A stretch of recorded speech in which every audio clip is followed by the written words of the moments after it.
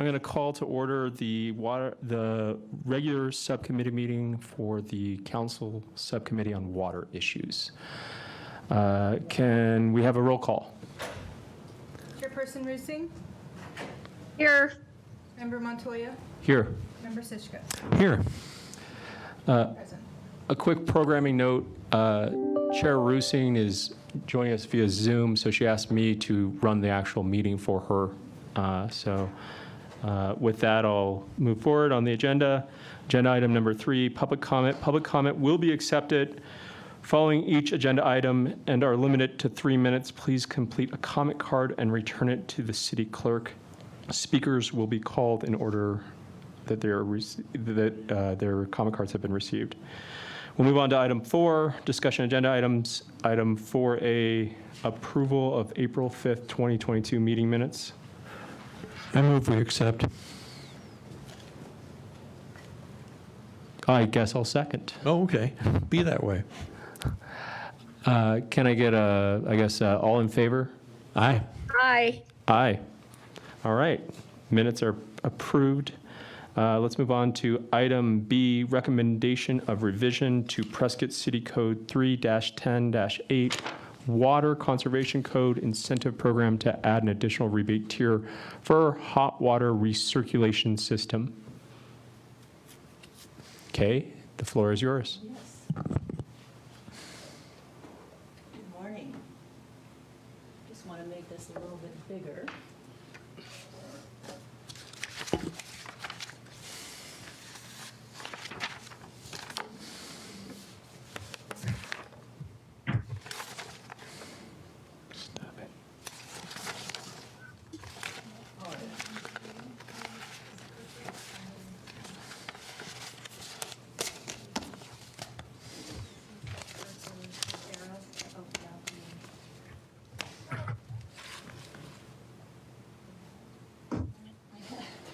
I had this down. I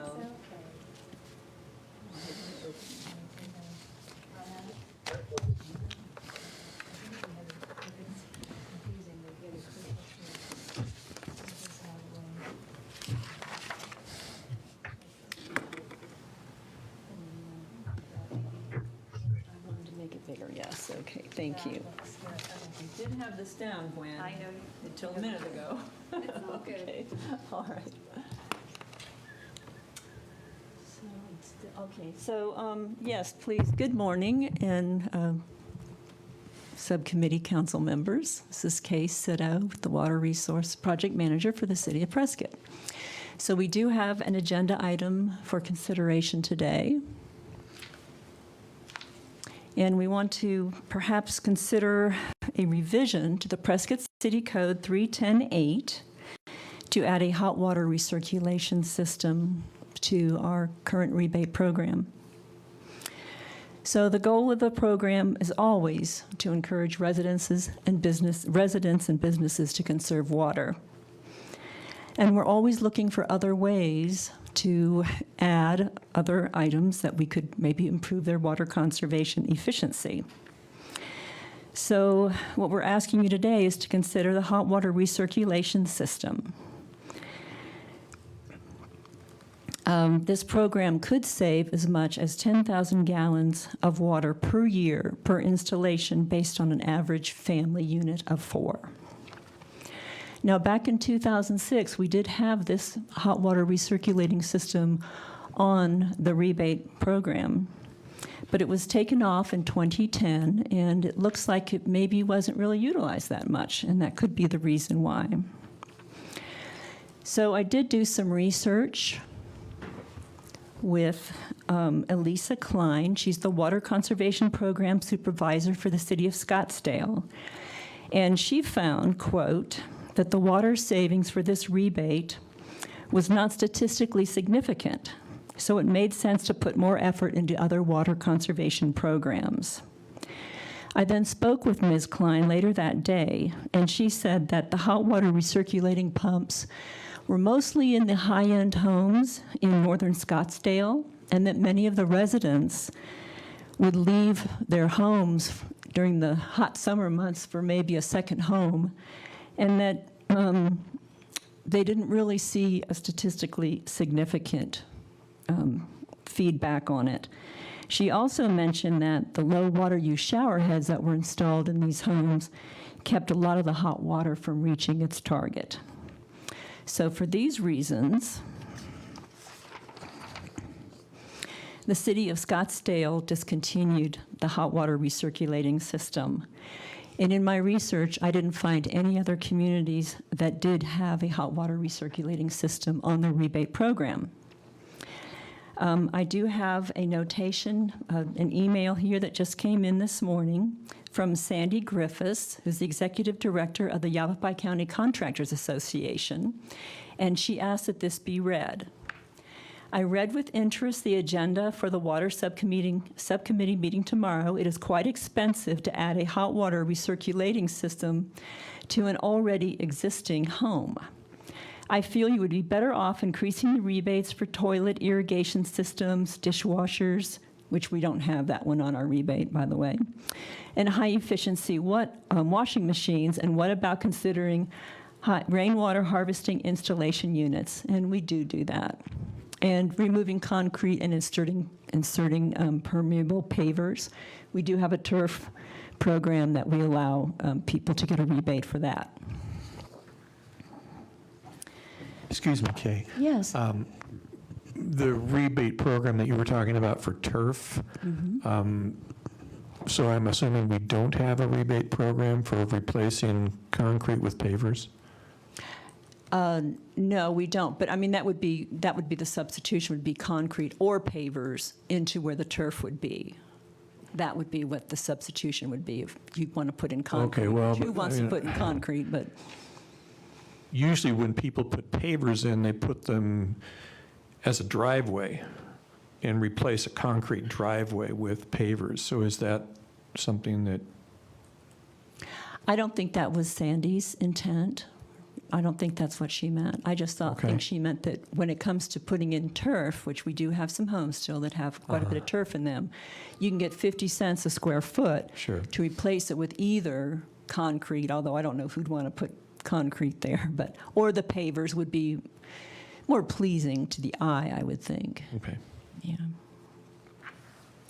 So, If I might add, Ashley Couch, Public Works Director, I think a lot of times they'll put in low water use plants, decomposed granite, or other things when they're in a turf removal program. It'll be more typical of somebody that has a lawn. They remove the turf and then they put in what you often see in this area in yards, so it's kind of native looking decomposed granite and low water use plants. And that's typically what you see rather than replacing the turf with concrete or pavers. I think what the Contractors Association representative is suggesting there is removing actual pavement, either concrete or asphalt pavement, and replacing that with pervious pavement. There is pervious concrete. I think we're getting off of our agenda. Our agenda item is the recirculating pumps, not concrete versus pavers. Kay, why don't you So proceed? Yes, thank you, Mr. Ashley. So I do have a fact sheet with the pros and cons for the hot water recirculation system. And if you do decide to move forward with this, we thought that a rebate amount of $150 would be suitable.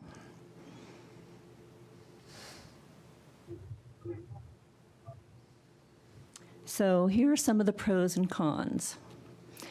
Well, for one thing, you don't have to wait for hot water. You can save up to 1 to 3 minutes waiting for hot water if you have a recirculating pump, although the water could be lukewarm for the first few seconds. And you can save water. The average person wastes 1 to 3 gallons of cold water waiting for the hot water. I know personally my own hot water system, I keep a bucket in my shower at 2.5 gallons. My water finally gets hot, and I take that water and I use it to water plants. the average home can save about 10,000 gallons of water a year. Average wasn't actually defined, but I'm going to interpret that as being a family of 4. And you can save a small amount of money.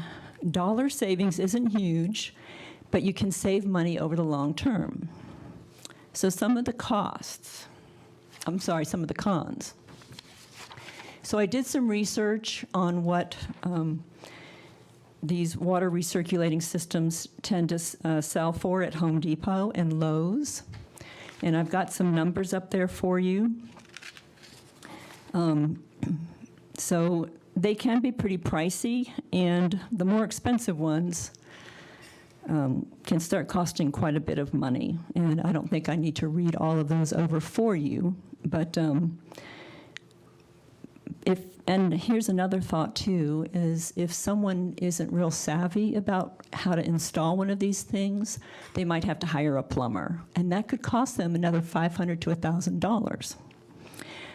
You can also have lukewarm water. If the hot water pump doesn't have a dedicated return line for the hot water, which it probably won't, according to one of the experts I Googled, the water could be lukewarm to start. And then there's also changing the sensor valve.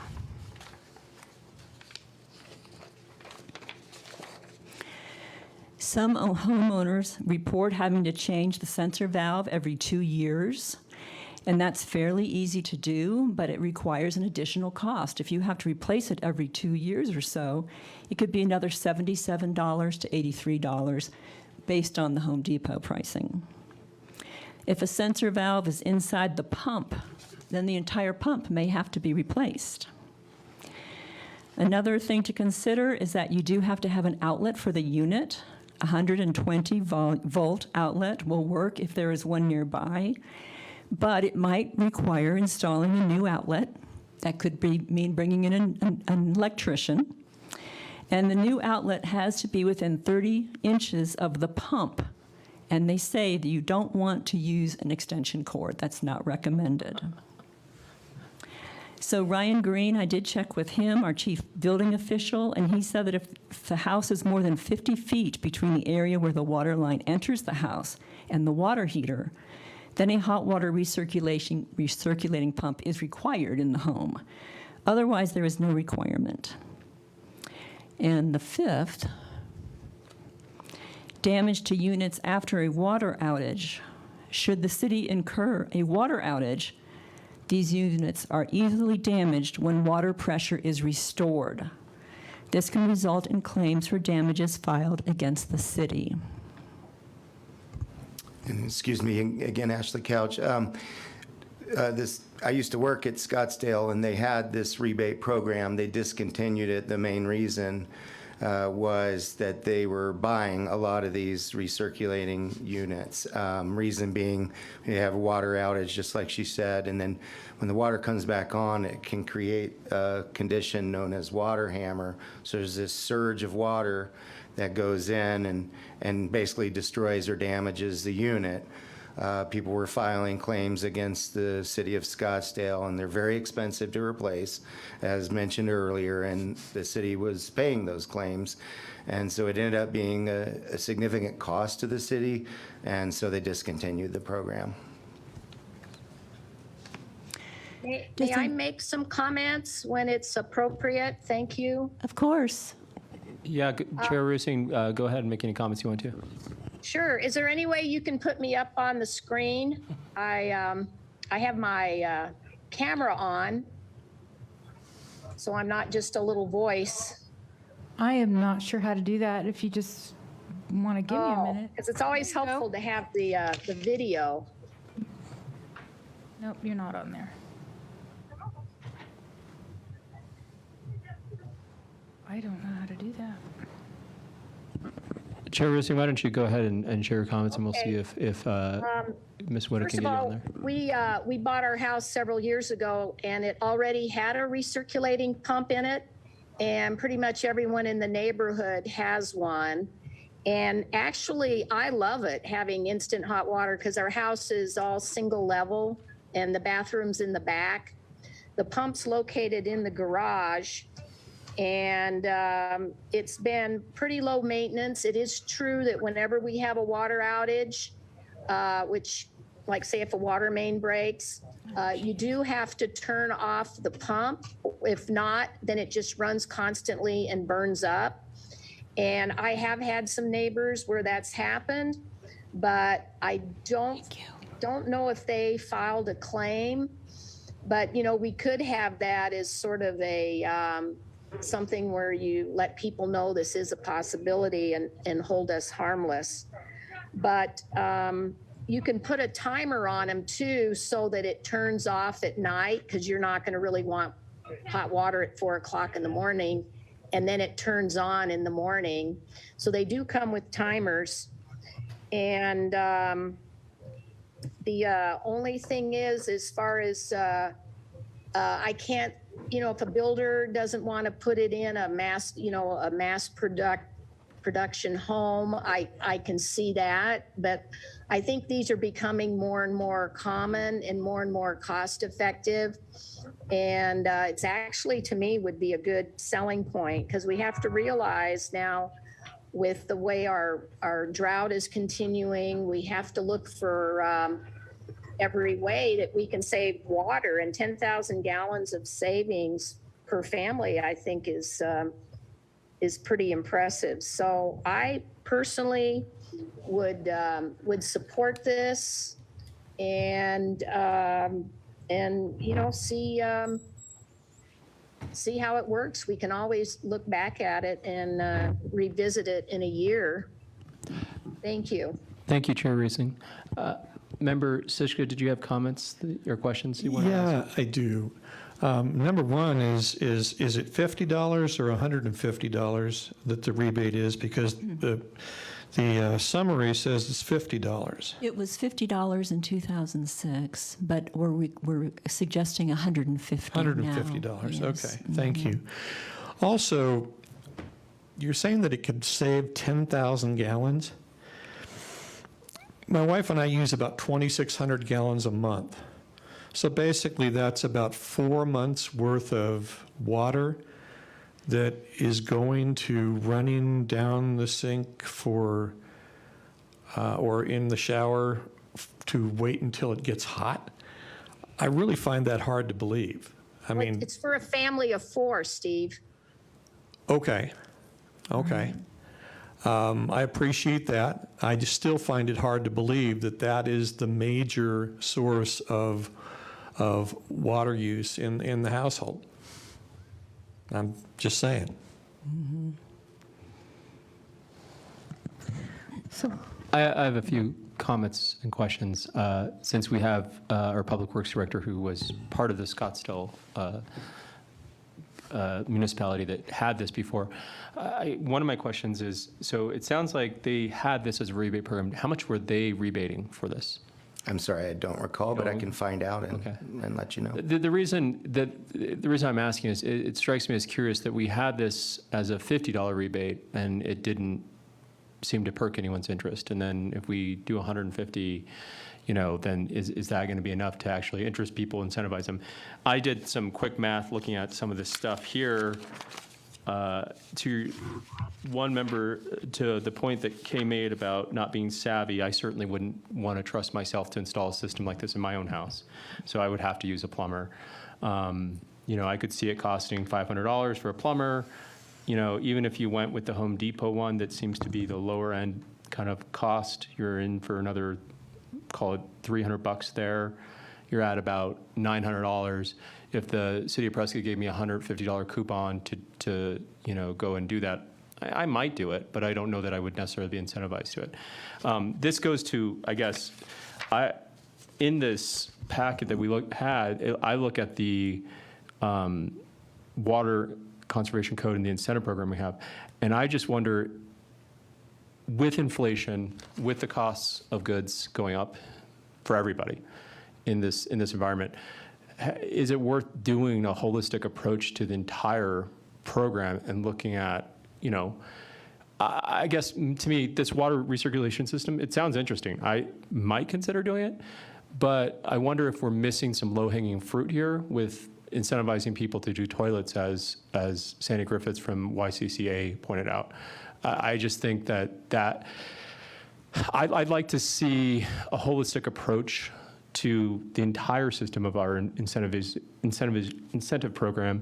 I'd like to see some data supporting it, so we're not just putting our finger in the air and saying, well, we think $150 will get people to do this. I'd like to maybe do some surveying or collection, and maybe we can utilize some of our support elements out there, whether it's YCCA, who could talk to contractors and say, what is the pain point for when someone would do this from a cost point?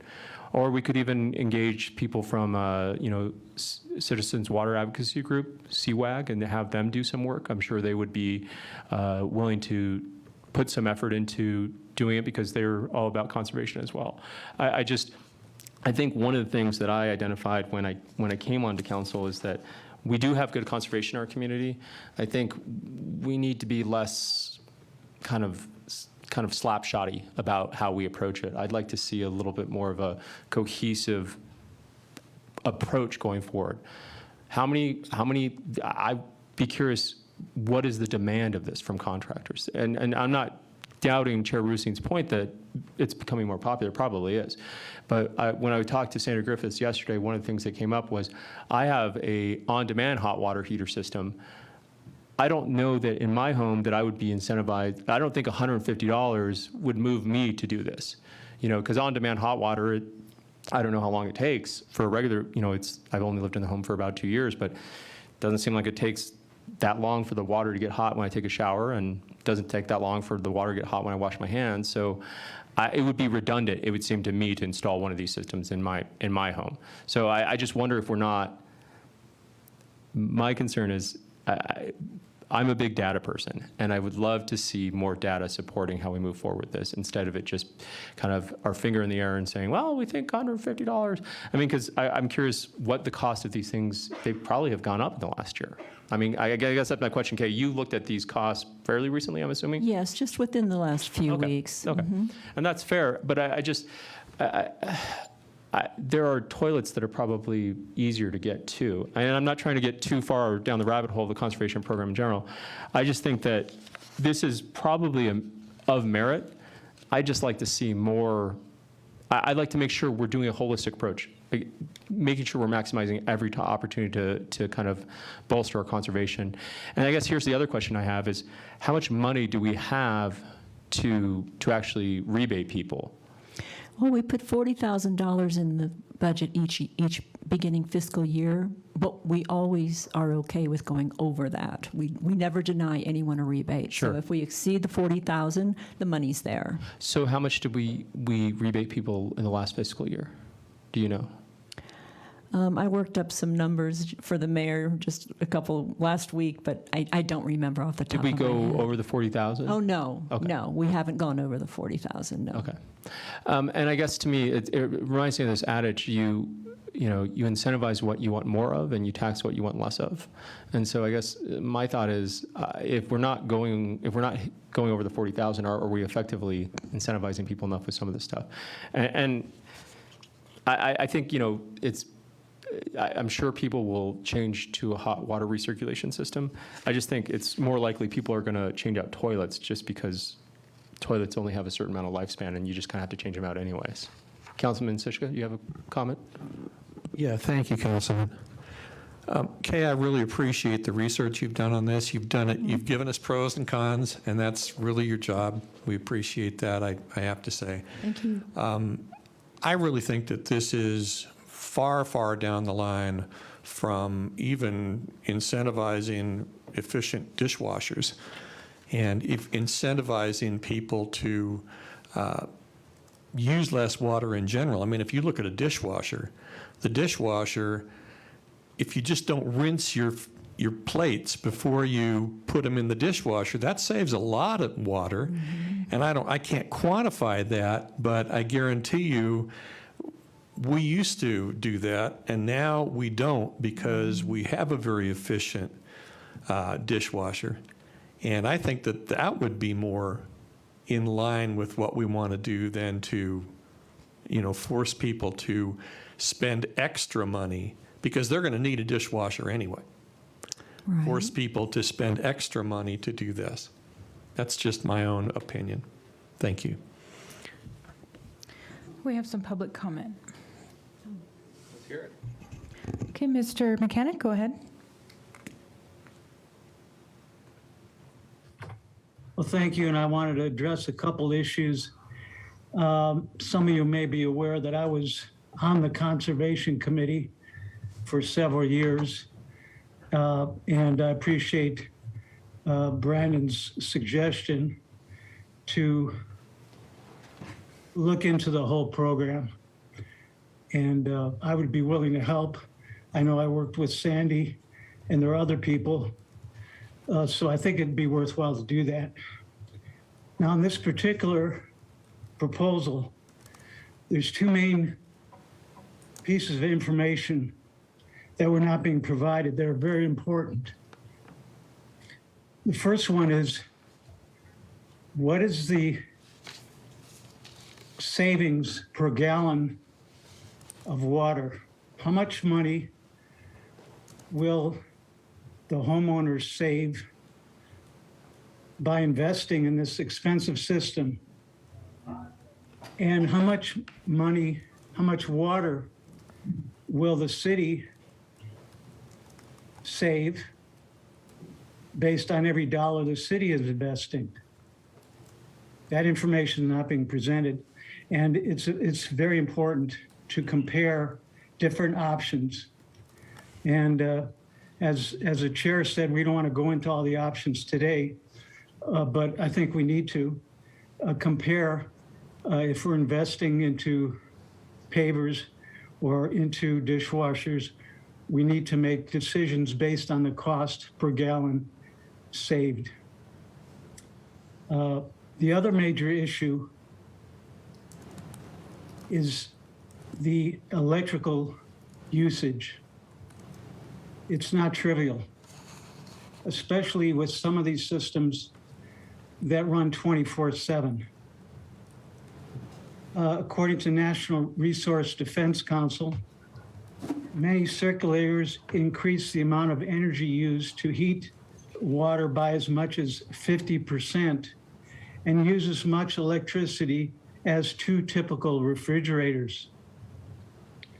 Other research I've done in the last couple of days to brush up, because I did do research on this many years ago when I was on the Conservation Committee, so I did brush up in the last couple of days.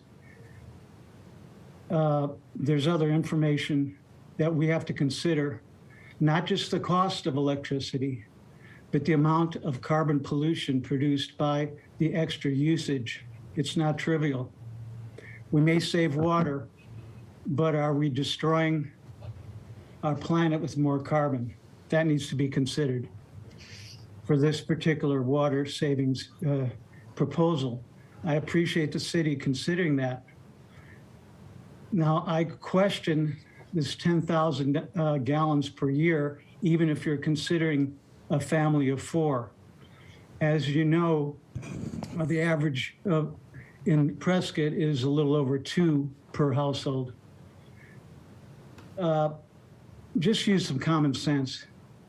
If you have to run the shower for 1 whole minute to get hot water, and your shower is running 2 gallons per minute, that's 2 gallons. And let's say there's 2 people per day doing that, that's 4 gallons per day. That's 1,200 gallons per year, not 10,000. The question is, why don't we have people just put a bucket if they want to do that?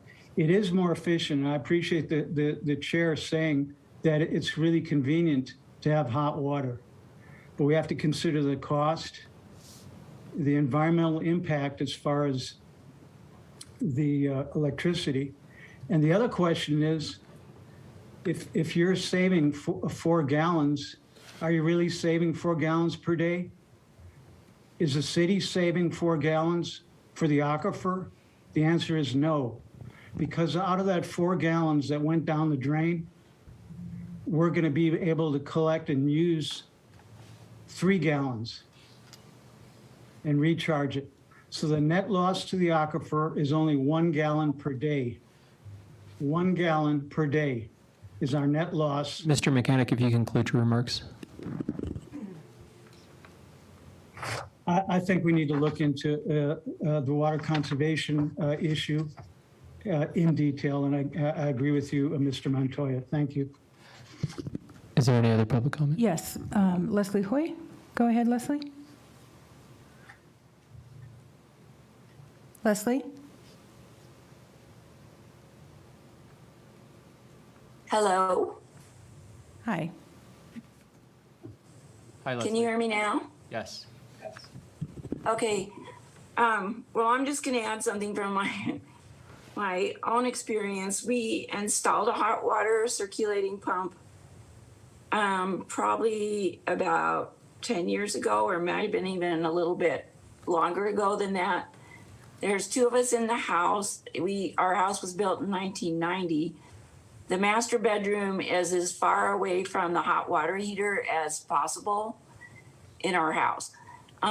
We right away noticed major difference in our water use. We used to put the bucket in and take it out, but you can't really capture all the water that efficiently by sticking the bucket in the shower. Anyway, the bucket, who knows how much the bucket was capturing. But a question I have as I listen to this conversation is, what is the harm of listing a rebate for $150 just to increase people's awareness of water circulating systems?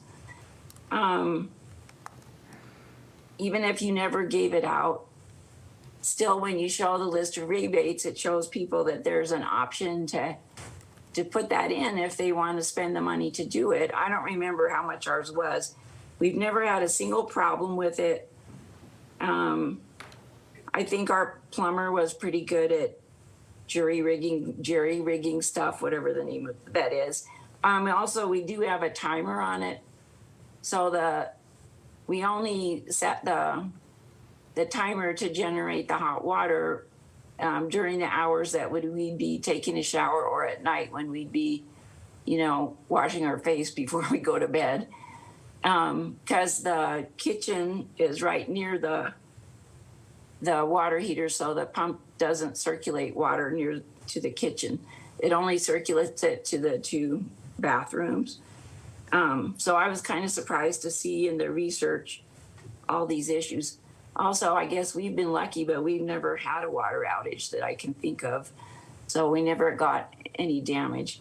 Anyway, my major question is, what's the harm of listing it, even if you never gave out a single rebate? It would help if people know that the recirculating pumps were an option. And then I do want to second the notion that it would be a good idea to review all the possible rebates again, because I don't think they've been reviewed under the new administration. And, and then try to figure out which ones are the best and where should the city put the money. And probably the city should consider upping the $40,000 per year. That's it. Thank you. Thank you, Leslie. Any other public comment? No, that's it. Gwen, you look like you have something to say. I just wanted to add, I had them look it up. This year to date, we've rebated just over $29,000. In 2020 and 2021, we did realize close to the $40,000 that we had budgeted. That's why we continue to budget $40,000. We still have a month to go, so we'll see how we do in 2022. Can I ask you, Gwen, and I know I don't expect you to know this answer off the top of your head or be able to have whoever looked that up for you give it to you, but I'd be curious to know what is the biggest item that we're rebating on. I think that would be informative. And I guess, and I'm not trying to, I'm fine with forwarding this hot recirculation system to council to do an additional review of. I just think, I understand where Leslie's coming from. What's the harm? I mean, $150, in some ways, $150, given the math that I did, if we get one, if we pass this and we get one, I'll want to meet that person personally, and thank them for upgrading their home and getting their hot water faster, I guess. But I think this is an opportunity for us to really kind of dig deep and look and bring in some community partners, like I talked about, whether that's YCCA, whether that's CWAG, and say, what are the opportunities that are the easiest ones, you know? And I think that you look at a toilet and the water usage that you can have. I remember when I was a kid, it was of like the initial water functioning that we did was people would start to put bricks in their back tank of their toilet to try and reduce the water usage. And so obviously it's come a long way since then, but I'm just saying, let's do a full review of this. I don't think there's harm in moving this item forward, but there is certainly harm if we don't review this program and make it better. Councilman Sushka, you look like you have something. Yeah, thank you very much, Councilman. So Gwen, we don't budget individually, like so much for toilets, so much for, dishwashers if we did that or whatever. It's a lump sum, Councilman Shishka. Okay, so it's not like if we did this, it would be taking away from something else. That's correct. I can tell you the most popular rebates are toilets and washing machines in terms of the quantities. But the most bang for the buck in terms of reduction in water usage is turf. Yeah. That's the number one. But next month, we'll be bringing the semi-annual or the end of the fiscal year numbers for you on the rebates where we ended up for 2022. So we'll have an overview for you in July. So I like the councilman's idea of getting together with YCCA Yeah. and some of the other people who are interested in making this a better program. And, I certainly wouldn't mind increasing the amount of total, the amount of what we have totally for rebates. I think that it doesn't seem as though, in recent years anyway, we've hit $40,000. We did in 2021. Okay. And in 2020, we got pretty close, but we can bring you those statistics next month Yeah, I'd as like well. to see that. That'd be great. Yeah. But I would like a conversation and a broader conversation than what we're having here. Absolutely. May I make a comment? Go ahead, Chair. Thank you. Thank you, everybody. This has been a very helpful conversation concerning not only just the recirculating pumps, but our rebate program in general. And I think that we should maybe have a study session on it, maybe not just in Water Issues Subcommittee, but have a study session on our rebate program to raise awareness and to look at how we can improve, what else needs to be updated, and just kind of look at the whole thing. But in the meantime, I think we should move this recirculating pump forward. I need to remind everybody, especially the building industry, that these are not mandates. They're just guidelines, suggestions for these recirculating pumps. And so it's not like anyone's forced to put them in unless they don't meet the 50-foot rule. Thank you. Chair, are you making a motion then? Yes. Do you have the language in front of you, or do you want? Yeah, I don't. Would you mind reading it for me? I will read it, and I'll just make the motion. It'll be a little simpler that way, probably for our clerk. So I move to recommend approval of revision to City Code 3-10-8. Second. All in favor, say aye. Aye. Aye. Motion passes. I'm sure we'll have a more robust conversation about this at council, and I look forward to staff providing us more information regarding the water rebate program holistically as well. Let's move on to item 4C. This is focus topic, Water Resources Management Model, colloquially known as the WORM. Hi, Leslie. Good morning. How's everybody doing today? We're doing great, Leslie. Thank you. Good. Let me shuffle some things around. We'll get this started.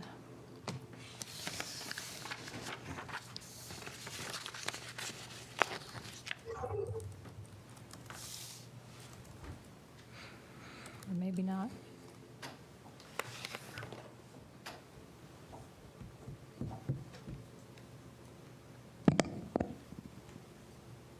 We have multiple layers. There's a pamphlet. Let's do that.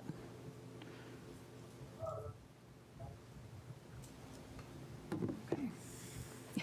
Back up. You're good. Feel free to sit close by. Okay. So I'm looking at the clock, and we have about 20 more minutes, so we're going to work pretty fast. And you also have some general announcements that are going to take some time. So I'll see if I can do water resource management model in 10 minutes. We'll see. I'll work best I can. So I think it's important in your packet, that gave you the background for the water resource management model is a long-term water resource planning tool. It builds upon prior work as well as the city's water and wastewater infrastructure models that were done by Carollo, but differs in focus and intent. The Carollo model is prepared primarily to predict the need and timing for water and wastewater infrastructure improvements. The WORM is primarily a planning tool to predict the buildup of demand for potable and non-potable water, and then match it to the demands, actually to match it to supplies. That's an interesting how that reads. The WORM has the capacity of varying numerous inputs, which allows the city to look at a wide range of what-ifs and scenarios. So staffing, we work for you by trying to work long-term, and we need to build and use tools that give us as far of a reach as possible into the future to understand these things. The WORM's Excel component is then converted into GIS shapefiles, and it's used in ArcMap with other layers to visualize what things look like. And the visualization tool is really the tool that we wanted for our elected officials, for in-house discussions, and for the public. So you have, this is the handout. This was created quite a while back, and we just recently updated it. But the keys are right here for this, and I'll make it so everybody can read it, hopefully online too. So we're tracking customer water usage and available supplies for long-term planning. It's to house data to support the city's next and future decisions and orders of assured water supply. So you know you're actively in that process right now. So we tried to hustle to make this work for that need of the city. And here's the key I was pointing to: discuss water usage and planning needs with the elected body, public, in a GIS format. It's amazing how pictures work better. So I'm not going to go through the whole pamphlet that was created here. It talks about different layers and data sets that we use. This will probably be updated again to bring in probably these pictures to our more recent look. So I'm going to switch gears a little bit. But I think it's important to know that the WORM's been mentioned a lot. So you hear this word worm, worm, worm, and you hear it frequently, and you know you've tied it into your 2020 water policy, but what does that really mean? So this is just a start today. Please be aware that we don't have a whole lot of time to do much more than just an overview, but we're happy to step through both the Excel component and the GIS in individual meetings of the council, non-quorum. And let me see now if I can get this piece of information up for you.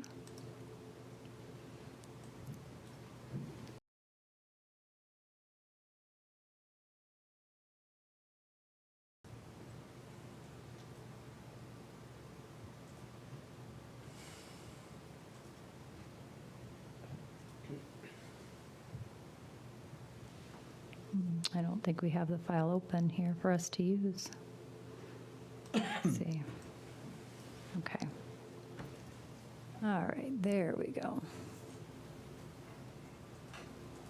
So this is just one page from the WORM. It'd be one tab. So the WORM itself is Excel-based. We have to bring in all of our billing records, which are protected information for those of us, or for our customers, basically. And it runs through a whole bunch of equations, mixing things, putting them together, and then when we run to the end, the tool that we needed as staff was what ifs. So what you have here is these are the different variables that we can change within this model. And I apologize, we can't go into all these today. The idea behind it is you have your data, so you have a data-driven opportunity, and then you have a what if. So we'll just take the first one. If our single-family accounts, instead of using what they have been billed typically, if they start moving higher, slightly higher, what does that do to our planning projections for water? And this column over here is just for your choice. So this would be column B is this one, and this is column C. So we can direct it and say, for this aspect, we want to have it data-driven, run it. So you can see all these components are data-driven. We get down to here, and this is where we start talking effluent supplies. Then we start saying, okay, what if we get more effluent supplies back? What does that look like? So we changed over here, instead of going data-driven with this number, we said what if. And so the what if here is if everybody uses their full contract volume of 17, actually this isn't even the full contract volume, we're up higher than that, we're at like 2,400. So this gives the user or the staff member, the collective team who's working on water resources, what happens if things start changing. And same thing down here. These are more numbers. What happens if our return flow to our sewage treatment plants increases? What happens if it's less?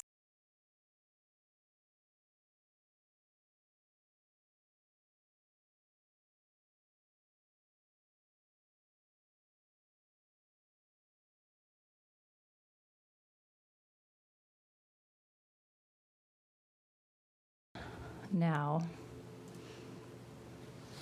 it should be lingering down here somewhere.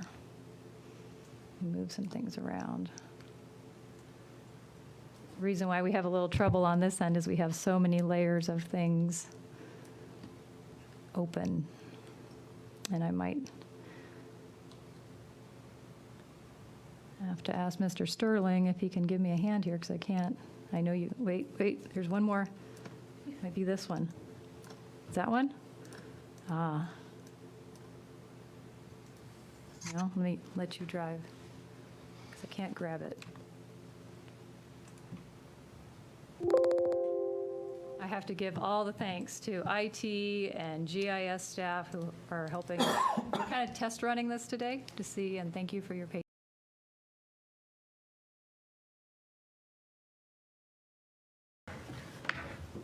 Can I ask a question? Go ahead, Councilman. Leslie, does the worm look at actual use? And, we came up with 0.17 as an allocation.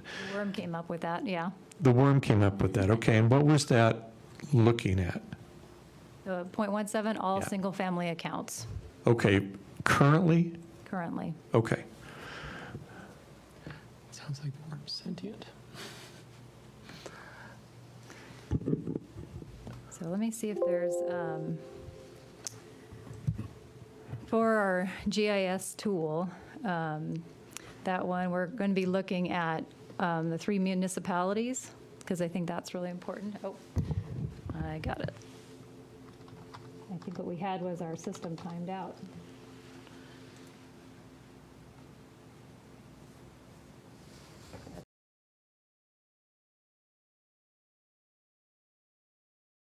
The wonderful things they're doing for us with IT is we're remoting into my computer on my desktop right now.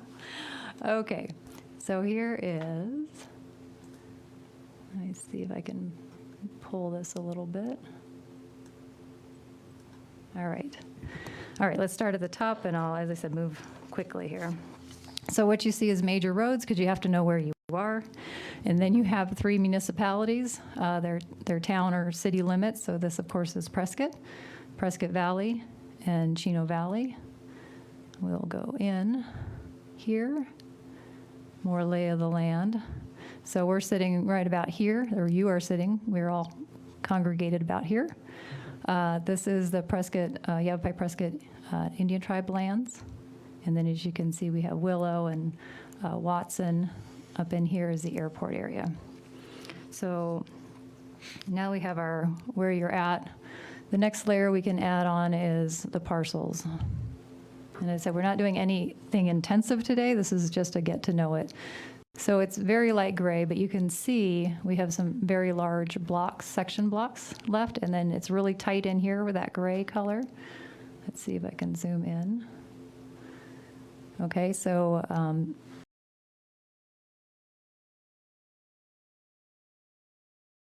smaller and smaller. And we even have cases in the past where something we thought wasn't going to split again, well, lo and behold, it split again. So that's that one more customer that the city is looking to take care of. All right, let's load on the next layer. Let's see if I can read it that far. Let's see. Here it is. Apologize. Right here. Okay, let's back out again, not to make folks sick. So we're adding our water service area. So where there's blue, that's the water service area for the city. And why I'm starting to bring these things up is we originally had this built to look at our general plan area. And then we also wanted to clip things to our water service area. So now you can see in the blue, that's where we serve. And then when it was time to go into a decision and order, we had to do partial rebuild on the engine a little bit to fit the requirements of a decision and order of assured water supply. So that's why you have a worm, but it's important to know you have 3 different versions right now. And so when we talk about different things, when this comes back to you and there's questions or discussion, you know, number one is knowing what landmass are you talking? Are we talking our general boundary, our general plan boundary? Are we talking our water service area? Or are we talking the customized version that we prepared for our DNO? And so what you have linked now to your water and wastewater model is the DNO look. What you have linked now to your water policy is the DNO look, okay? So you want to Leslie, keep moving? Can I ask you a quick question just before you move on? You have Prescott Valley as a municipality on there, but obviously I would imagine the worm's not actually collecting data from their usage over there. No, sir. But the distinction would be that now in Chino Valley we are. Is that for the area that we are providing?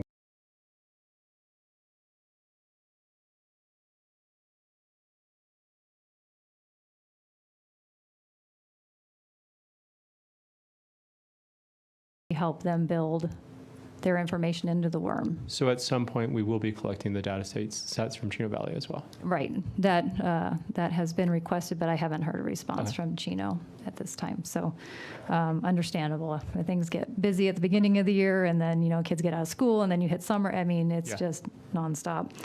Okay, so jumping back to the water service area. So what this, because people will differ on this and say, well, you know, what do you mean this is a water service area? Are you sure you have this right? So what we're using in this layer is if the city extends a line somewhere, then there's a 100-foot buffer put around it, and that builds this polygon.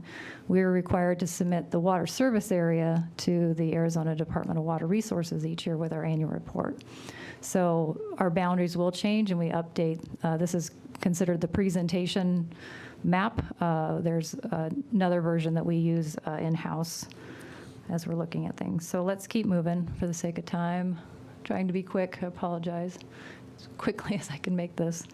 So now we're starting to layer on the counts, and that's this here. So we're broken down into, let's zoom in so that we can actually see some differences in color.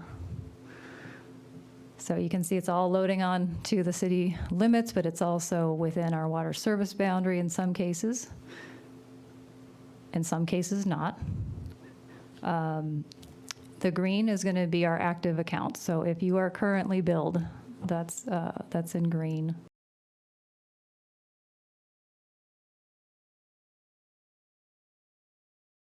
It's platted, so we could fulfill that requirement within the decision order that this is platted, so we know they're coming.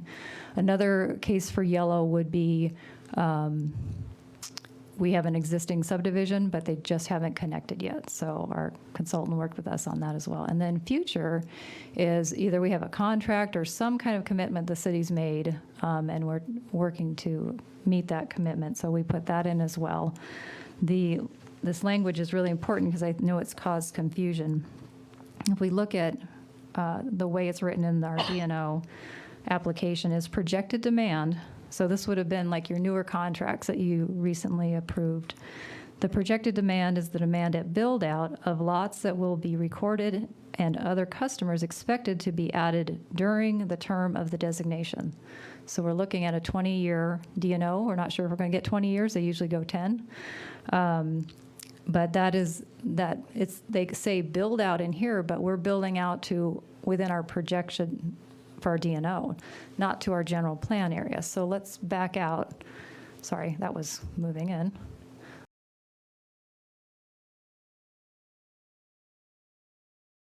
There clearly. Can't tell you how thankful I am to IT and GIS because this project, even though we're using fairly few layers, it's loading rapidly and not tanking on us. So that just shows you what a great team you have there. Okay, so this red boundary, and it goes down further, of course. We can pull this up. It drops into this area here.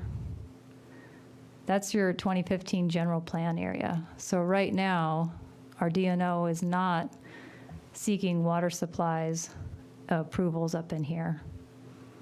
Okay, so that's the difference. So when staff comes to speak to you about different things, when we run different scenarios, we got to be making sure we know what version we're using. Are we looking at the general plan area? Are we looking at the water service area? Are we using the DNO version?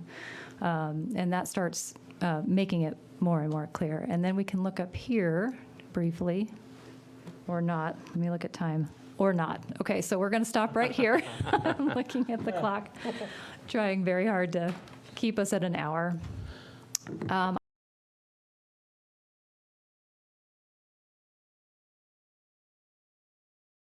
See how you can interact with staff and the public and talk about things and see the same things. And we're available to have individual meetings where you can dig into either the Excel portion of it or the GIS and learn more. Well, Leslie, I'll speak for myself, and probably I imagine Councilman Sischka, Mayor Pro Tem are probably the same, but this is hugely helpful to see. I see why you're talking about the visual capacity being powerful.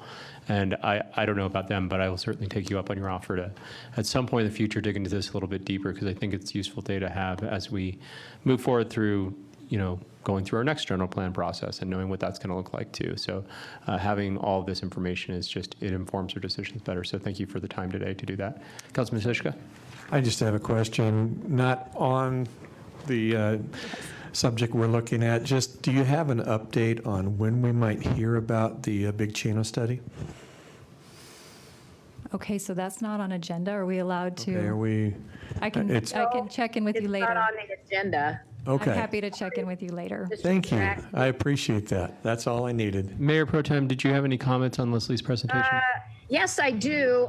Speaking of our general plan, our DNO areas, water service agreement areas, where does the Veterans Administration property stand? Are they included in the DNO? Their current activity absolutely should be. If there's Okay, future because- activity, then it probably wasn't captured in this because this is all closed up and was sent in at the end of the calendar year 21. Yeah, because most people aren't aware that, Prescott is the water provider for the Veterans Administration. And do we already have an IGA with them to provide water to them? We visited in the past related to the building and the cemetery areas to handle that, but I don't know if there's current communications. If there are, I'm not involved. I don't know if And then we also, Conversations? No, okay. Everybody over here, if you can't see them, is shaking their head. There's no changes or conversations underway. okay, and then also we provide to the Yavapai Prescott Indian Tribe. Are they included in the DNO? Absolutely. Okay, I just wanted to to clarify that. Thank you. Yep. They have first in time to the water supplies. Okay. Do you want me to move to the general announcements quickly? Yeah, let's do that. Okay.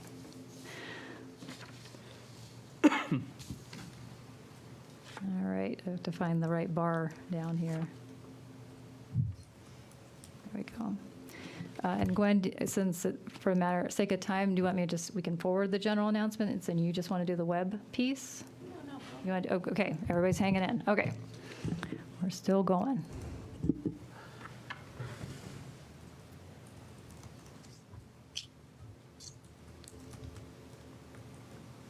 Here we go again. I apologize. I'm trying to find which. I'm just start shutting stuff down if I don't need it here.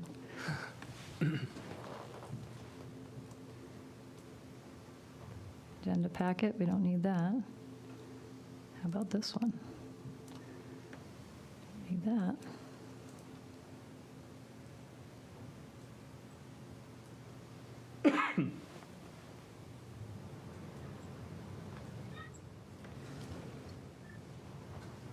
Well, if we could get this one to open. There we go. All right, general announcements. Thank you for your patience.